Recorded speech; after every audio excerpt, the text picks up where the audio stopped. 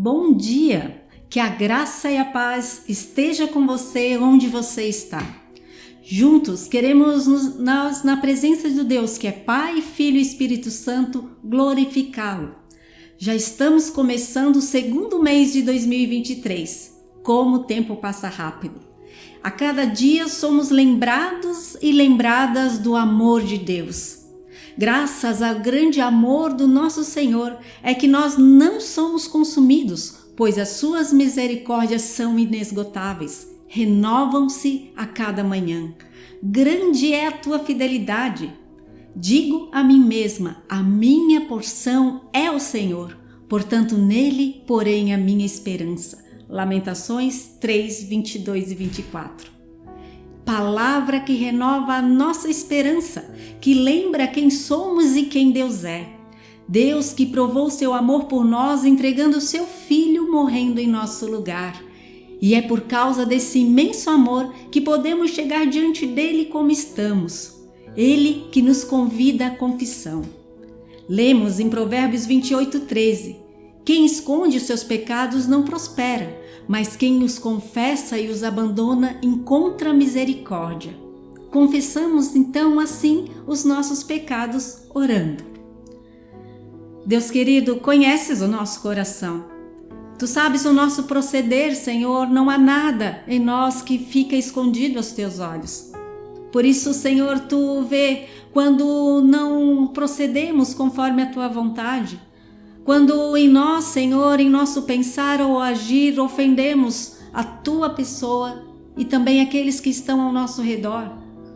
Senhor, nós diante de ti confessamos, nos arrependemos, Senhor, e pedimos lava, nos purifica, nos capacita a viver a tua vontade. Derrama sobre nós o teu Santo Espírito, Senhor, esse que move transformação em nossas vidas. Oramos confiando em teu perdão, Senhor, em Cristo Jesus. Amém. Se confessarmos os nossos pecados, Ele é fiel e justo para perdoar os nossos pecados e nos purificar de toda injustiça. Confessando com o coração arrependidos, os seus pecados também são perdoados. Ouvimos então um hino.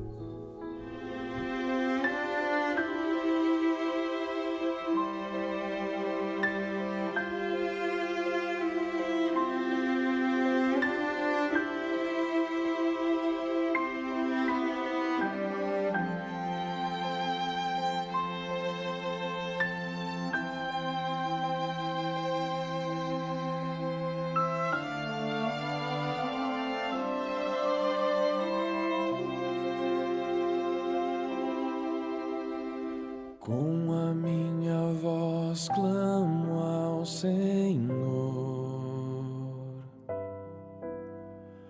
com a minha voz ao Senhor suplico, diante dele a queixar-me eu estou.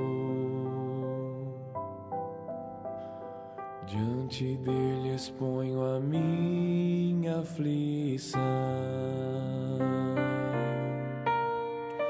Quando aqui dentro de mim esmorece o meu espírito, tu então conheces minha vereda. Olha a mão direita e vê.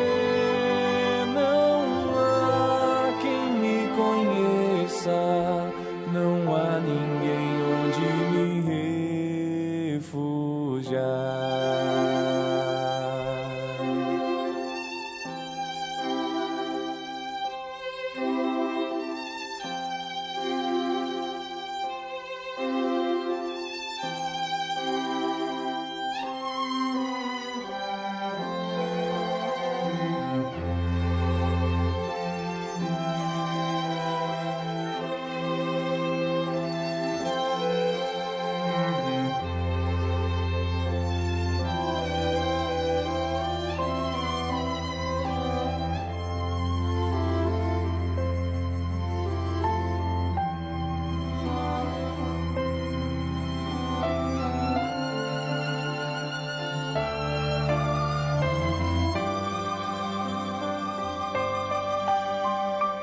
tira-me desta prisão e assim louvarei teu nome.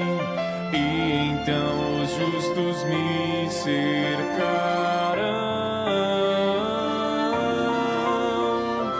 Meu Senhor, eu clamo a ti, oh, vem livrar minha alma e cantarei que me fizeste bem.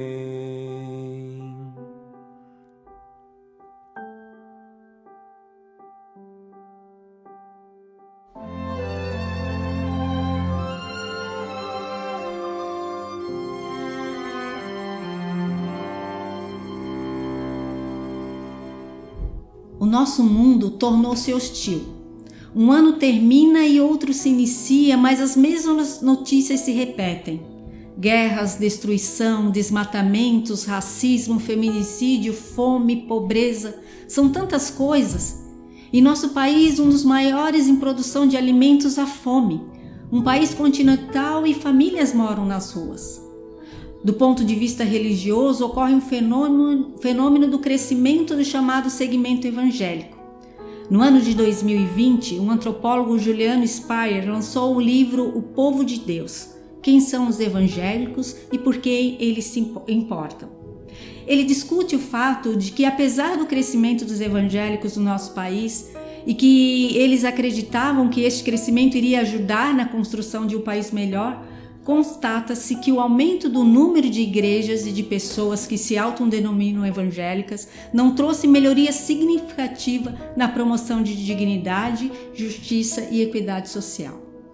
Nosso país, predominantemente cristão, religioso, com igrejas em cada esquina, cultos cristãos para todos os públicos e gostos, milhares de pessoas saindo das mais variadas igrejas todos os domingos, Bíblia abertas em milhares de púlpitos.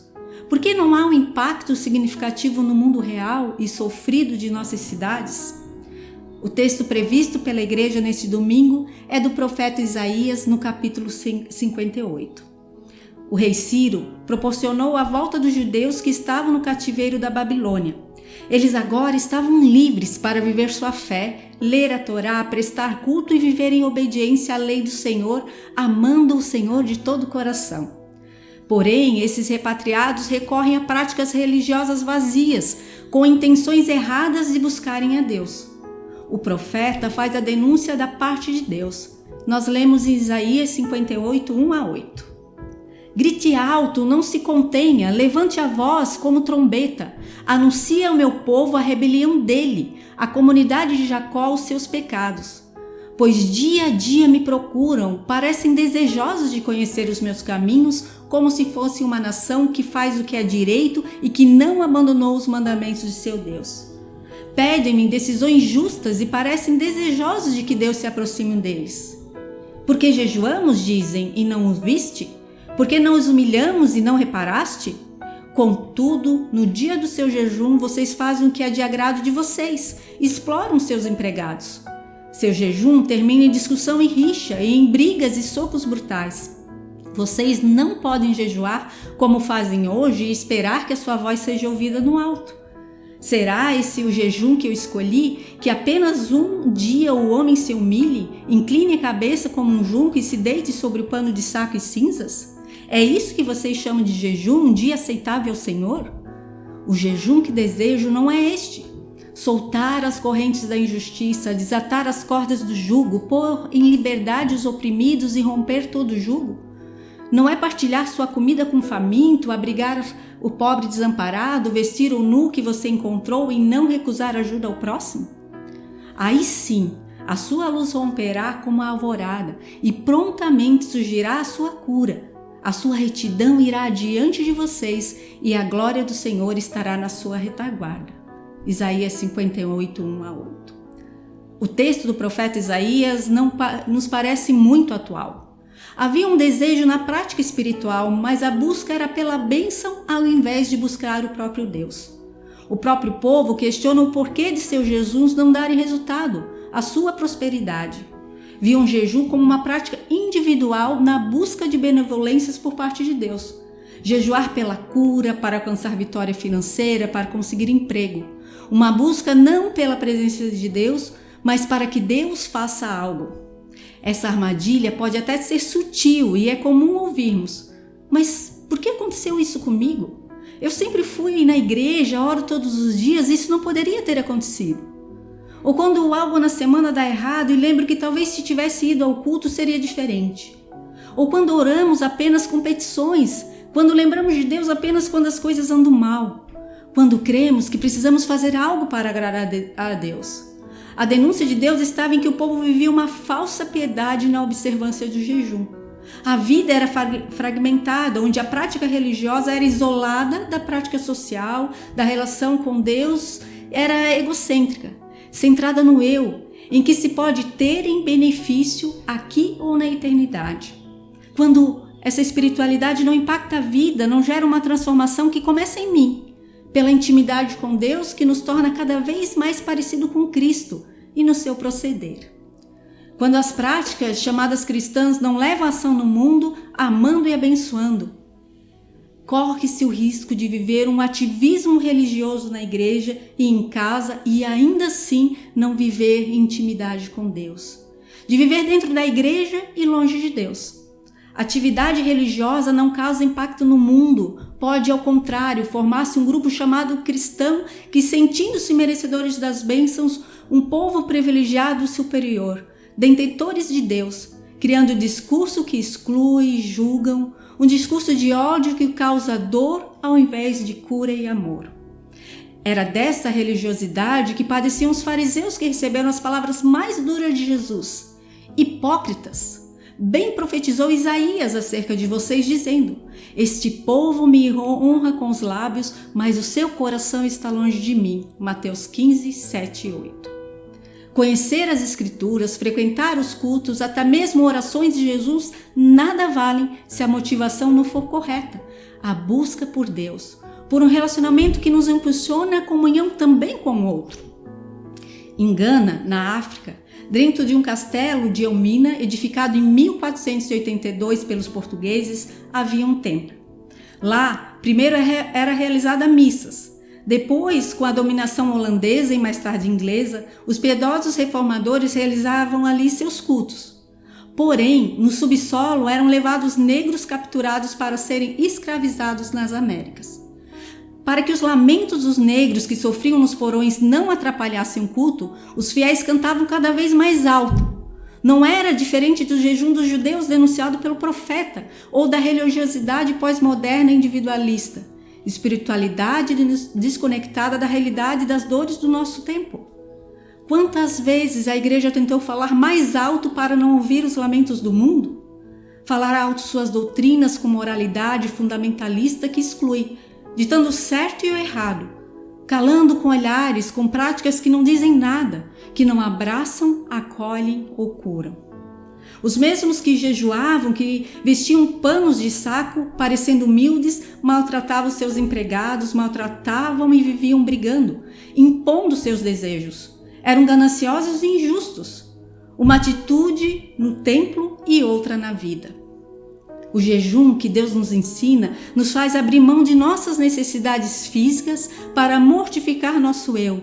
Jejuam quem deseja a presença de Deus. Jejum não é tanto sobre comida, mas sobre vida focada no alvo certo. Jejum não é simplesmente dizer não para o corpo. Jejum não é ficar sem fazer algo, mas olhar para o alto e para dentro e para fora. Viver além de mim mesmo. Quando John Wesley falou de jejum, ele disse: primeiro permita que seja feito diante do Senhor com os nossos olhos fixos nele. Permita que nossa intenção nesse lugar seja esta, e apenas esta, a de glorificar nosso Pai que está no céu. Quando nossa espiritualidade se torna fragmentada da vida cotidiana, de nossas relações sociais, ela esvazia-se em nós mesmos.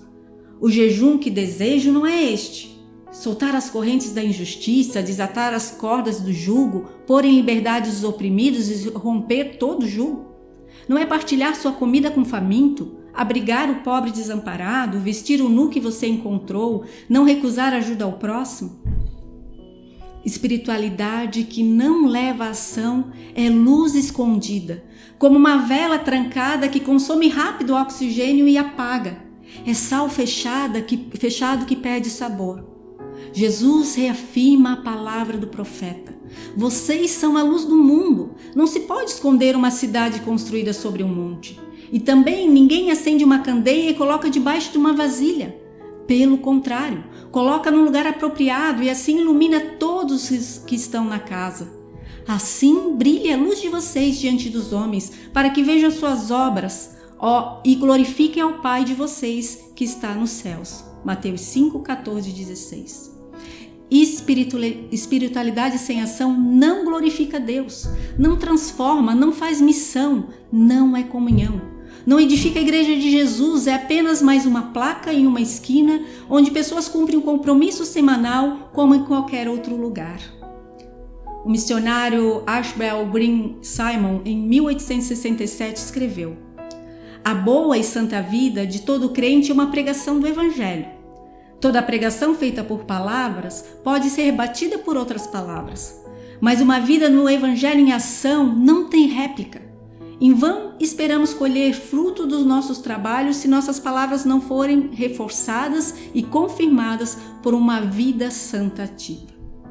Que nosso jejum, oração, nossos cultos e reuniões sejam sempre a busca de um encontro com Deus e que esse encontro nos leve a abraçar o outro, não só que estão sentados ao nosso lado, mas os outros do mundo. Que nossos cultos nos deem um ouvido sensível às vozes de lamento dos que sofrem nesse mundo, que ainda escraviza e manda para longe aqueles por quem Jesus também morreu. Oramos pela Igreja de Jesus, que não tem placa, mas que resiste e busca ser luz, amando com palavra e ações. Sejamos também essa igreja. Vamos orar. Querido Deus, nós nos colocamos diante de Ti, Senhor, Te pedindo perdão porque tantas vezes nós também caímos em um ativismo, corremos o risco, Senhor, de fazermos coisas sem estar em intimidade contigo. Senhor, Tu conhece quando o nosso coração é egoísta, quando a nossa busca, Senhor, vem para termos bênçãos de Ti. Senhor, na Tua imensa misericórdia, Tu nos tens convidado a uma busca íntima de presença e relacionamento contigo. Senhor, Tu tens, Senhor, colocado também em nosso coração esse desejo. Mas pedimos que Tu reafirmes, Senhor, em nós, que nossa vida venha a ser de uma espiritualidade saudável e profunda, que venha impactar, Senhor, não só nosso momento, onde nos encontramos no templo, onde nos encontramos na Tua presença, mas que essa intimidade venha nos transformar de tal maneira que as pessoas ao olharem possam perceber a Tua luz, a Tua graça, que nossas ações glorifiquem o Teu nome, Senhor. Abençoa essa igreja, essa nossa comunidade que tem buscado ser essa igreja de Jesus.